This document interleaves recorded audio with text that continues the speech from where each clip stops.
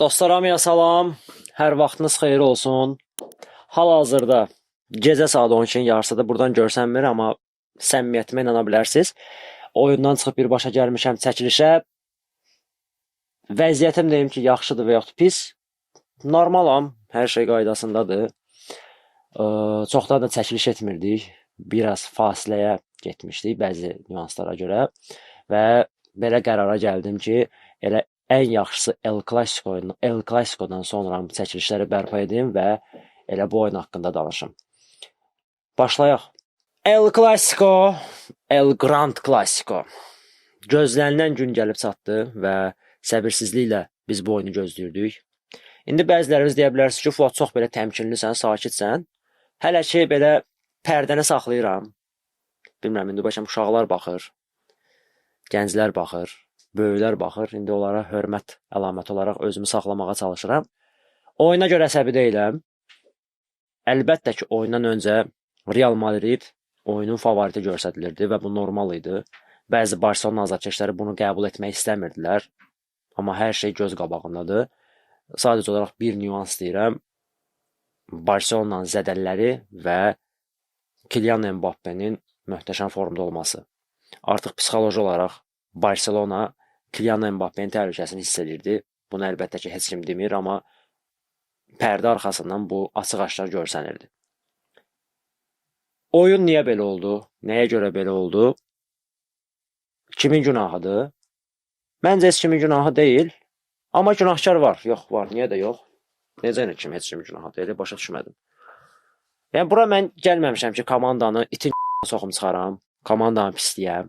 Uduz, belə boyvuzu yerə soxum sizin. Oynaya bilmirsiniz. Bu nədir belə? Elə bir şey yoxdur. Ötən mövsüm ona qalsa, bütün El Clasico'larda qalib gəlmişdik. Oynanılan 5 El Clasico'nun hamısında qalib gəlmişdik. Özdə necə qalib gəlmişdik? Real Madrid azarkeşləri o oyunları yada salmaq belə istəmirlər. Comeback olmuşdu. Nə bilim, Mbappe bunu eləyirdi. Sonda nələr baş verdi? Yaralı Barsa'ya qarşı oynadı Real Madrid və Real azarkeşlərini təbrik edəcəm. Bunun da dostlarım var, tanışlarım var, qardaş dediyim insanlar var ki, onları Real azarkeş edirlər. Onlara görə və adekvat Real azarkeşlərini təbrik etmək mütləqdir. Yəni, boynumuza almalıq ki, Real möhtəşəm oynadı. Amma az sonra. O ürəyimi boşaldım, danışarıq. Günahkar kimdir? Flickdir? Yox. Komandanın hansısa bir oyuncusudur? Yox. Amma bir nəfər var, onu danışacağım. Bildiniz hər halda kimi deyirəm. Burada bir nömrəli günahkar komandanın prezidenti Laporta və idman direktoru Dekudur. Mən yayda az qala götümü cırırdım ki, bu komandanın ehtiyat oyuncular skameykasını genişləndirin, qardaş. Genişləndirin. İndiki günümüzdə futbolda uğurlu olmaq istəyirsənsə, bəli, elit səviyyəli oyunculara sahib olmalısan. Bu başqa məsələ. Oyunun taleyini dəyişə biləcək səviyyədə oyunculara sahib olmalısan. Okey. Amma ehtiyatın güclü olmalıdır. Hamısı premium class, A class, elit səviyyəli oyuncular olmasa da olar. Amma ehtiyatın güclü olmalıdır. Sənin yarım müdafiə xəttin potensial, zədəyə meyilli oyunculardır. Olmadı, Xrustaldır. Bir dənə çıxmaya məhv olur. Fermin Lopezdir. 60 dəqiqədən sonra qaldıra bilmir adam. Fərqi yoxdur. Bu adam zədədən sonra gəlib oynayır. Ümumiyyətlə sağlamdır, forması yerindədir, fərq etmir. Yəni Fermin Lopez 60-dan yoxdur. 60-cı dəqiqədən sonra itirir özünü.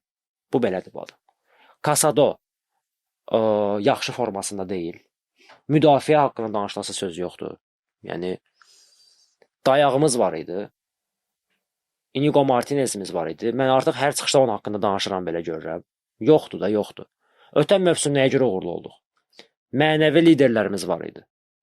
Rafinha'mız idi mənəvi lider. Inigo Martinez idi mənəvi lider. Komandanın dirəyi var idi və ən azından komandada yenidən deyirəm, zədələr epidemiyası bir o qədər də çox inkişaf etməmişdi, bürüməmişdi komandanı. Amma Real Madriddə ötən mövsüm zədəlilər çox olmuşdu. Bu il bizim başımıza gəldi o hadisə. Amma yaxşı qutardıq. Yəni mənə görə bu məğlubiyyət normal idi. Yəni komanda sona qədər mübarizə apardı. Komandanın ən yaxşı oyuncusu Şesnidir. Buradan qocamıza öz təşəkkürümü bildirirəm. Möhtəşəm oynadı. Halal olsun. Əllərinə sağlıq. 100%'li epizodları demək olar dəf etdi tək başına. Komandanın ən yaxşı oyunçusuydu bu gün. Oradan da Şesniyə təşəkkür etmək lazımdır. Bu yaşında adam hər şeyini etdi. Və inanılmaz bir şey baş verdi. Neçə illərdən sonra, özüm də bilmirəm, vaxtım olmadı araşdırmağa, birbaşa çəkilişə gəlmişəm. Axır ki, Barcelona qapıçısı penalti dəf etdi. Dünyanın axırıdır bu. Bu dünyanın axırıdır. Yəni, axırıncı dəfə hansı oyunda olmuşdu bu, mənim yadıma gəlmir. 5 il əvvəl olmuşdu, 4 il əvvəl olmuşdu, dəqiq bilmirəm. Şərhlərdə yaza bilərsiniz. Axır ki, özdə kimin Kylian Mbappe'nin penaltisini çıxartdılar. Möhtəşəm. Şesni öpürəm səni, var olasan. Doğrudan da Real Madrid dominant futbol oynadı. Möhtəşəm oyun oynadı. Xabi Alonso'nun bəlkə rəhbərliyi altında Real Madridin ən gözəl oyunlarından biri idi və ən əsası müdafiə aspekti cəhətdən Real Madrid ən ideal oyununu keçirtdi bu mövsüm. Real Madridin ən ideal oyunuydu. Mən Real Madridi son illərdə belə gözəl müdafiə olunan görməmişdim. Mən bunu açıq deyəcəm. Yəni, həmişə çalışmışam ki, obyektivliyimi qoruyum, olanları deyim. Real Madridin Juventus'a qarşı oyuna baxdım. Real Madridin bundan əvvəl İspaniyanın ortabab komandalarına qarşı oyunlarına baxmışdım. Real Madridin müdafiəsində problem var idi. Amma Real Madrid elə bil ki, bütün gücün Barcelona'ya saxlamışdı və Barcelona ilə oyunda o müdafiənin bərkliyini göstərdi. Doğrudan da Real Madrid bu oyunda müdafiədə möhtəşəm idi. Yəni, mən gözləmirdim. Mən bilirdim ki, Real Madrid haradasa quşlayacaq. Yəni, Real Madridin hal-hazırki müdafiə sistemi quşlamalıdır. Bu variant yoxdur. Yəni, Barsa bunu istifadə edəcək. Çünki Barsada nə qədər zədəllər olsa da, nə qədər açar oyuncular olmasa da, Barsada hal-hazırda oynayan oyuncular yetərincə qədər təcrübəlidirlər ki, o balaca nüansları tutub Real Madriddə cəzalandırsınlar. Amma Real Madrid o şansı vermədi. Bəli, bir dəfə verdi. O da Fermin Lopez'in qol epizoduydu. İkinci dəfə verdi. O da Fermin Lopez'lə bağlı bu epizod. Fermin Lopez sağ olsun xəstəlik elədi, özü zərbə indirdi. İkinci hissənin tam əvvəllərində. Əgər həmin epizod qol olsaydı tam başqa bir situasiya ola bilərdi və bu dəqiqə biz burada tam başqa şeylər haqqında danışa bilərdik. Kunde'nin qaçırtdığı epizod oldu. Kunde, bilirsiniz necə bir oyuncudur? Belə izah edə də bilmirəm. Yaxşı oyuncudur, fiziki güclüdür, ağılı var. Arada bir yəni görürəm ki, belə doğrudan da öz potensialından yuxarı işlər də görür. Amma bəzən çox sadə şeylər eləyə bilmir, adam əsəbləşir. Yəni, həmin epizodda o ötürməni dəyərləndirməmək, Lamine Yamal'ın o ötürməsini batırmaq doğrudan da yəni, inanılmaz bir şeydir. Yəni, onu vurmaq lazım idi. Vurmaq lazım idi. Belə, buradan bütün Real Madrid azarkeşlərini təbrik edirəm. Adekvat, neadekvat, nə bilim, dost tanış, qardaş, fərqi yoxdur. Hamısını təbrik edirəm. Doğrudan da layiqli qələbə idi. Real Madrid möhtəşəm oynadı. Real Madrid Barcelona'nı demək olar qapısından çıxmağa icazə vermirdi. Yəni, istədiyi futbol oynadı. Oyun Real Madridin dirijorluğu altında keçdi.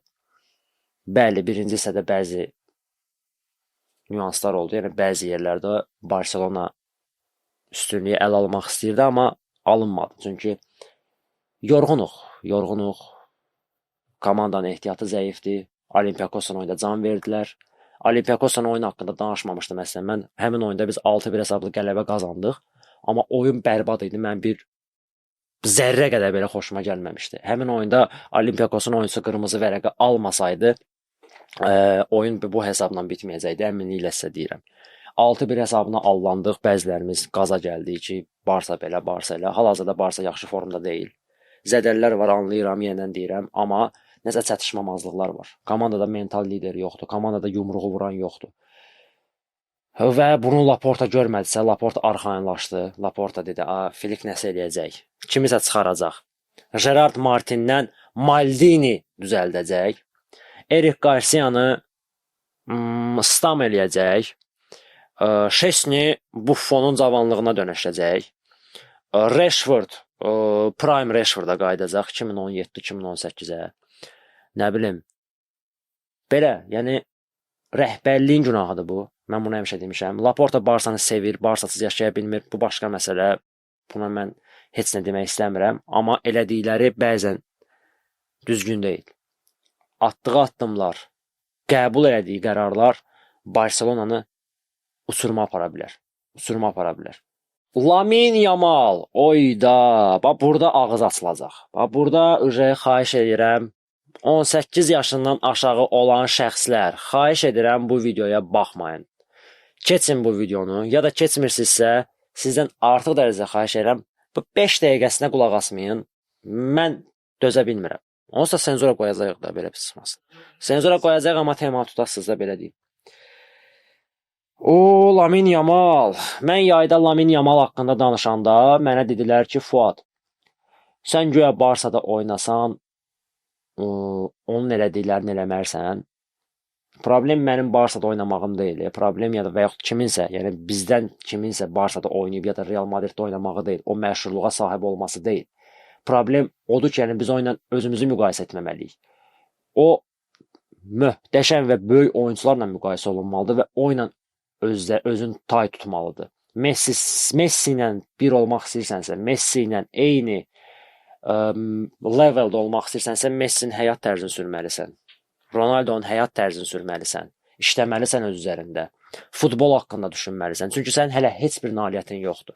Avropa çempionu olmusan, komandanı Avropa çempionatında çox layiqli təmsil etmisən və demək olar komandanın ən böyük qələbəsində, yəni uğrunda ən böyük pay hesabı sənə aiddir. Okay. Amma bu demək deyil ki, sən 17 yaşında artıq karyeranı elə bir həddə gətirməlisən. Özünü elə bir aparmalısan ki, mən təkəm, mən yekəm. Mən bu dəqiqə açıq-aşkar deyirəm, Lamin Yamal Barselonanı zərrə qədər belə düşünmür. Açıq şəkildə bunu deyirəm. Açıq şəkildə. Lamin Yamalın tək bir istəyi var. Barselona məni məşhur eləsin, hansısa bir mərhələyə çatdırsın. Və açıq şəkildə mən deyirəm ki, Lamin Yamal Barselonaya bir eskalator kimi baxır.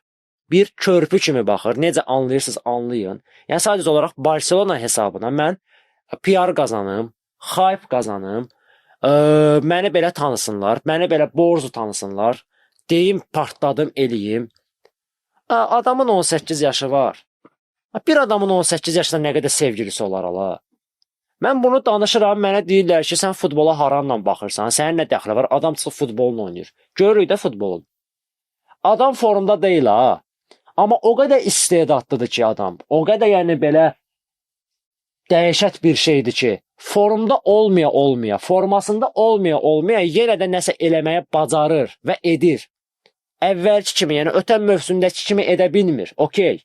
Amma nəsə etməyi bacarır. Amma formda deyil. Çünki istedadı var, çünki potensialı var. Yəni potensial öz sözünü deyir ki, yəni mənim qabımda nəsə var da, mən nəsə eləyəcəm. Amma rusların sözü var, razvratni obraz жизни, nə deyirlər onu Azərbaycanda, necə deyim, açıq həyat tərzi deyim, nə bilim, belə də, yəni. Bu həyat tərzi onu bu vəziyyətə gətirib çıxarıb, oyundan əvvəl Real Madridə söz soxurdu. Real Madrid nə hesabına qalib gəlir, kimlərin hesabına qalib gəlir. Mən El Clasico'da olmuşam, 4-0 qalib gəlmişəm. Amma ona qalsa ondan əvvəlki El Clasico'da 3-2 uduzmusan da, bədbax. Yəni mən belə şeylərdən iyrənirəm, atmacalar olmalıdır. Belə o incidici sözlər olmalıdır. Biz də özümüz arada bir, məsələn, Real Madrid cəbhəsinə nəsə atmacalı sözlər atırıq. Və yaxud Real Madrid cəbhəsi bizə nəsə atmacalı sözlər atır. Azərbaycandakı olan blogerləri deyirəm, nəsə fan səhifələri deyirəm. Bu normal bir şeydir. Amma yəni qabarıq şəkildə, yəni belə öz dominasiyası, yəni mən yekəm, mən təkəm, məndən yoxdur deyə bilmərsən də. Yəni bunun həddi var. O boyda Lionel Messi Real Madridin başına açmadığı oyun qalmamışdı. Yəni Messi Real Madridə qarşı belə artıq əksik danışmamışdı. Həmişə öz gücün meydanda göstərmişdi. Yəni El Clasico tarixində Messinin göstərdiyi performansı ikinci bir oyuncu göstərə bilməyib.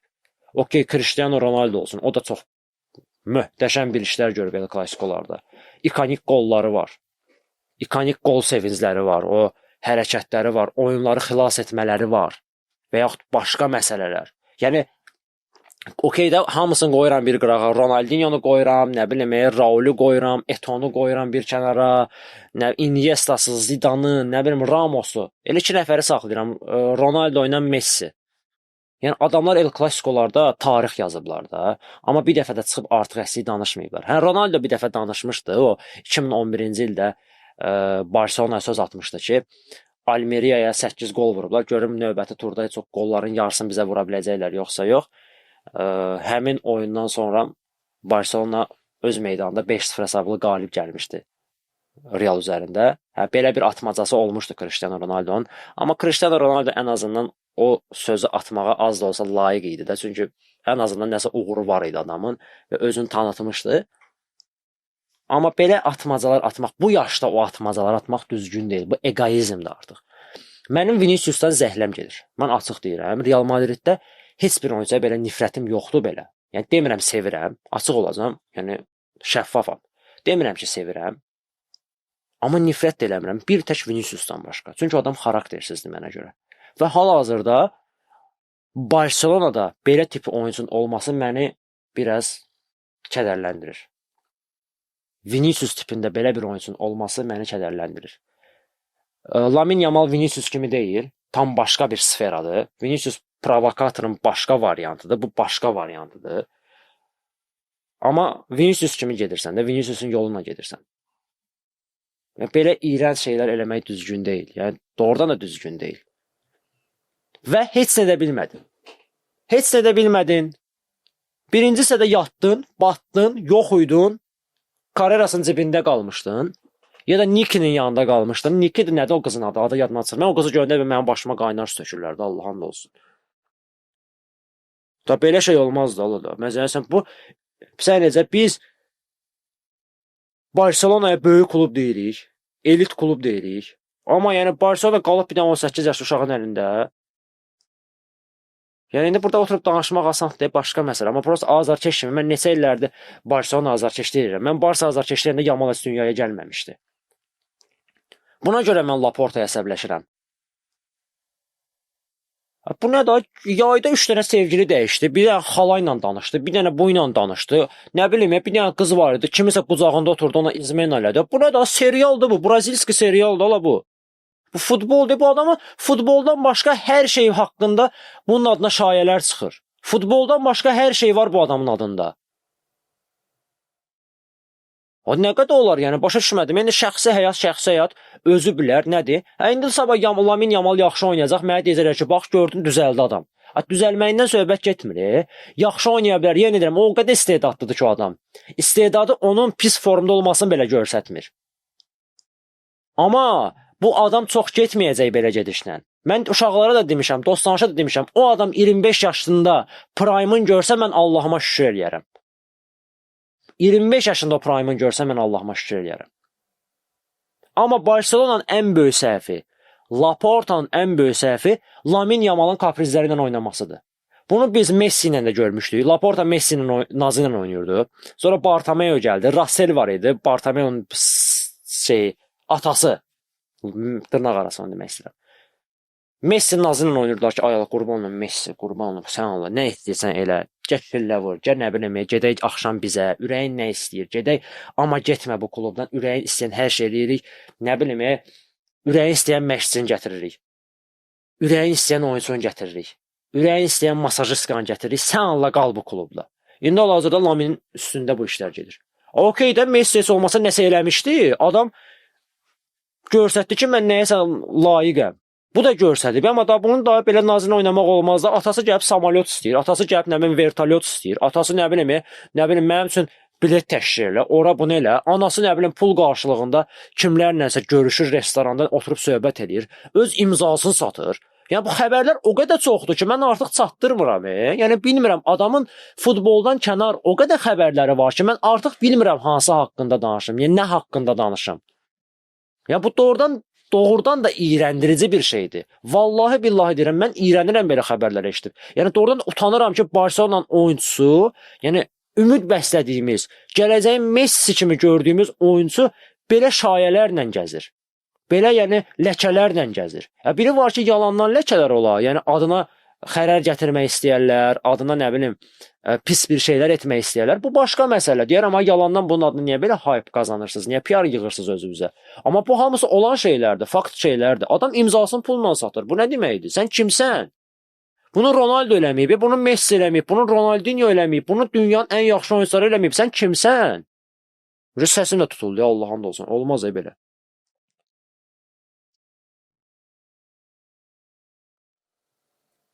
O Vuvuzela'nın bir çıxışının haqqında danışmaq istəyirəm. Vuvuzela da Samir bildirmişdi ki, Barcelona hal-hazırda bir klubdan daha artıq deyil. Bəzi Barcelona azarkeşləri onun üstünə cumdular şərhlərdə. Sən nə danışırsan, sən nə deyirsən, bu nə danışır? Samirin xətri əzizdir, doğrudan da Samiri çox istəyirəm. Və demək olar onun dediyi 90% fikirlərinə razıyam. Mən bir Barsa azarkeş olaraq, bir qatı Barsa azarkeş olaraq onun dediyi fikirlərlə tam razıyam. Tam nöqtəsinə kimi razıyam. Hal-hazırda Barsa Meskoyan klub deyil.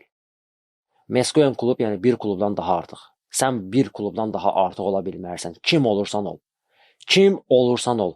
Komanda səndən asılıdır. Okey, səni bir təhər satacam, yaxşı qiymətə satacam, gəlirimi artıracam. Sənin yerinə okey, səndən bir tık aşağı səviyyəli oyunçu alacam, amma adam oyunçu alacam. Mənim nazımla oynamaq istəyən, mən kaprizlərimlə oynamaq istəyən bir adam olmayacaq. Komandaya dəyər verən oyunçu olacaq. Öz PR-ını qaldırmağa çalışan bir oyunçu olmayacaq. Qardaş, Pedri də var. Kubarsi də var. Digər gənc oyuncularımız var. Niyə belə adları çıxmır ortalığa? Adamlar işini görürlər, futbolunu oynayırlar, məşqini edirlər, həyatlarını yaşayırlar. Onların da bəlkə sevgilisi var da, onların da həyat tərzi var da. Amma bu pisən nədir? Yəni bir dənə izləyicim demişdi, mənə yazdı. Reper həyat tərzi sürür. Tanış bir dənə adam var, o mənə dedi, çox qəşəng dedi. Reperlərin həyat tərzi sürür. Yəni belə Lordilin reperlərə qarşı haqsızlıq olmasın. Yəni necə? Yəni futbolçu həyat tərzi deyil. Yəni reperin həyatı tam başqadır. O ona uyğun bir həyatdır. Yəni bu adamın həyatı əyləncədən ibarətdir. Belə tusovkalar, belə gəzmək, zad eləmək, bunun həyat tərzidir. Yəni bu repə uyğun bir şeydir. Bu repin bir xüsusiyyətidir. Amma futbolda belə şey yoxdur. Futbolda işləməlisən. Futbolda işləməlisən, dayanmamalısan, özünü göstərməlisən ki, mən çox şeyə layiqəm. Barcelona Real Madrid. Aramızdakı xal fərqi 5-ə qalxdı. 10 turdan sonra Real Madriddən 5 xal geri qalırıq. Bu demək deyil ki, mübarizə bitdi. Amma bu mübarizənin bitməyinə bir işarədir. Açıq deyəcəm. Çünki Real Madridin hal-hazırki heyəti çox genişdir. Mən bunu dana bilmərəm. Real Madridin çox gözəl heyəti var, çox geniş heyəti var və La Ligada bu heyətlə çempion olmamaq məncə günah olardı. Açıq şəkildə deyəcəm. Yəni Real Madrid La Ligada çempion olması üçün bu heyət ona kifayətdir. Hətta Xabi Alonsoya belə ehtiyac yoxdur. Bu heyətlə rotasiyalar edərək məncə mövsümün sonunda çempion ola bilərlər. Amma hələ hər şey bitməyib. Hər şey qarşıdadır.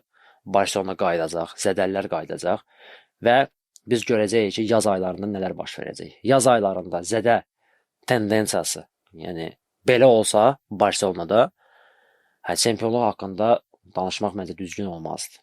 Amma ümumiyyətlə mən həmişə demişəm ki, bu mövsüm komandadan gözləntilərinizi minimuma salın. Mən hətta demişdim ki, komanda qışda transfer pəncərəsinə çıxmalıdır. İnanmıram, amma mütləq lazımdır, bilmirəm. Alacaqlar oyuncunu, amma necə qeydiyyatdan keçirdəcəklər hələ bəlli deyil. Görək, yaxşı olacaq. Real Madrid indi öz evində Valensiya ilə oynayacaq. Daha sonra Liverpool səfərinə yollanır. Liverpool da indi bərbaddır. Yəni doğrudan da Xabi Alonso Liverpool üzərində də qalib gəlsə, demək olar öz kredit daveriyədə, yəni öz güvən kreditini artıracaq. Öz belə statusunu ortuşturacaq. Çünki Juventus utdular, Barcelona utdular. Bir dənə böyük klublardan hal-hazırda yaxın günlərdə Liverpool qalıb. Bizim Barsamız isə Elche ilə qarşılaşacaq. Evdə Elche-ni qəbul edirik. Harda oynayacaq, sən də bilinmir. Böyük ehtimalla Manjikdir. Camp Nou hələ, yəni böyük ehtimalla Camp Nou qaldı gələnlər. Yəni bunların belə şeyləri olmuyor. Daha sonra gedirik Belçikaya, Çempionlar Liqasında Brügge ilə oyunumuz var. Görək, indi yavaş-yavaş zədəllər qayıdar. Rafinha gəlməli idi. El Clasico da belə gözləyirdik. Olmadı adam. Bir aylıq yenidən sıradan çıxdı. Olmayacaq. Olma nə vaxt qayıdacaq. Qayıtsa nə dəyişəcək? Yəni problemlər çoxdur əslində komandada. Amma yenidən deyirəm, güvənirik, inanırıq, sonadək mübarizə aparacağıq. Biz bəzi klublar kimi belə wow resurslara sahib deyilik. Wow işlərlə önə gedə bilmirik. Minimal resurslarla işləyirik. Minimal resurslarla nəticə veririk. Dözməliyik. Yəni ümid edirəm ki, bir neçə ilə bu komanda düzələcək və məncə Barselona Lamine Yamal haqqında bir qəti qərar verməlidir. Çünki Flick də bu haqda danışmışdı. Flick də özü demişdi ki, Yamalın Real Madrid haqqında dedikləri düzgün deyil, rəqibə hörmətlə yanaşmaq lazımdır. Bu artıq sən nə deməkdir? Flick kimi bir məşqçi öz oyunçusunun arxasında durmur. Bu artıq böyük bir problemdir. Yəni qayıdıb deyə bilərdi ki, Lamine Yamalın fikirlərindən razı olmasam da, amma hörmətlə yanaşıram. Lamine Yamal bilir nə danışır. Belə-belə işlər. Amma dedim mən razı deyiləm o fikirlərindən, rəqibə hörmətlə yanaşmaq lazımdır. Yəni demək istəyir ki, yəni sənin dediyin söhbətdir. Yəni və oynadı. Amma bu işlə məşğul deyil bu adam. Bu adam söz soxum, ala de sözünü soxdun, nə oldu? Ala qaldı sən lazım idi sənə. Nabarot sən elə deməklə Real oyunçuları aqressivləşdirdin.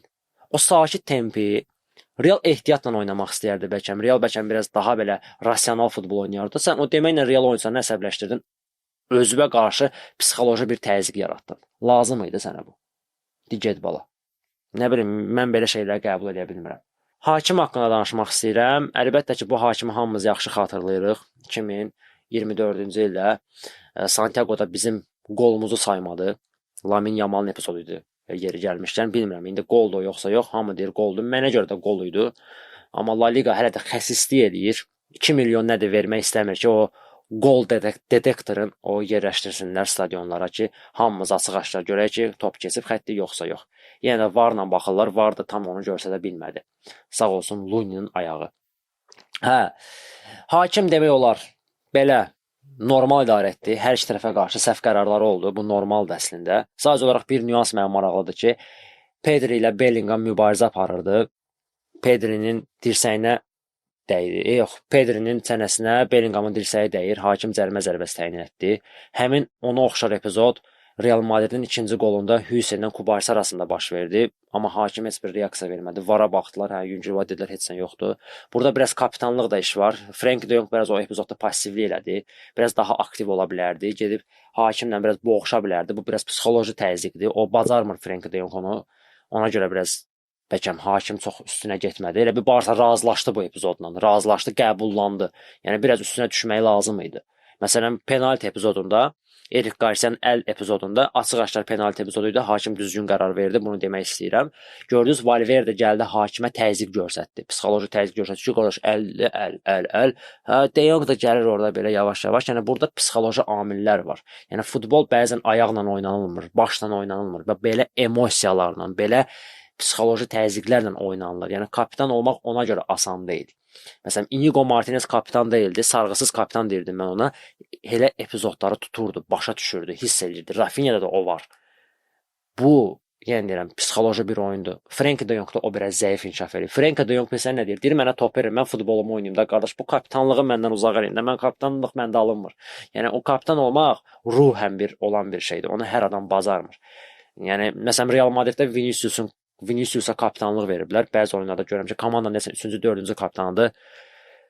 Bilmirəm, indi bu Real Madridin məşqçilər və yaxud prezidentinin qərarıdır, mən bilmirəm. Amma siz Allah, Real Madrid çox böyük klubdur, hörmətlə yanaşıram.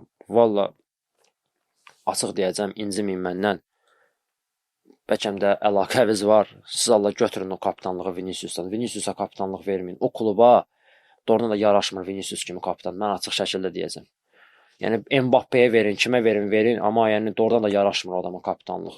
Yəni o klubun elə kapitanları olub ki, Raul kimi, Casillas kimi, nə bilim, Sergio Ramos okey də, yəni Sergio Ramos bir o qədər bəyənmirəm, amma böyük kapitandır da.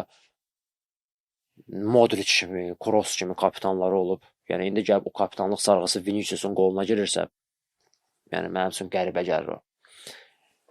Nəysə. Yenidən Real Madrid azarkeşdən təbrik edirəm. Möhtəşəm qələbə idi. Doğrudan da son illərdə Real Madrid belə dominant qələbə qazana bilmirdi Barsanın üzərində. Çox belə inamlı qələbə idi. Bunu boynumuza almalıyıq. Barsaya isə güc arzu edirik. İnanırıq ki, komanda özünə gələcək. Hələ heç nə bitməyib, hər şey qarşıdadır.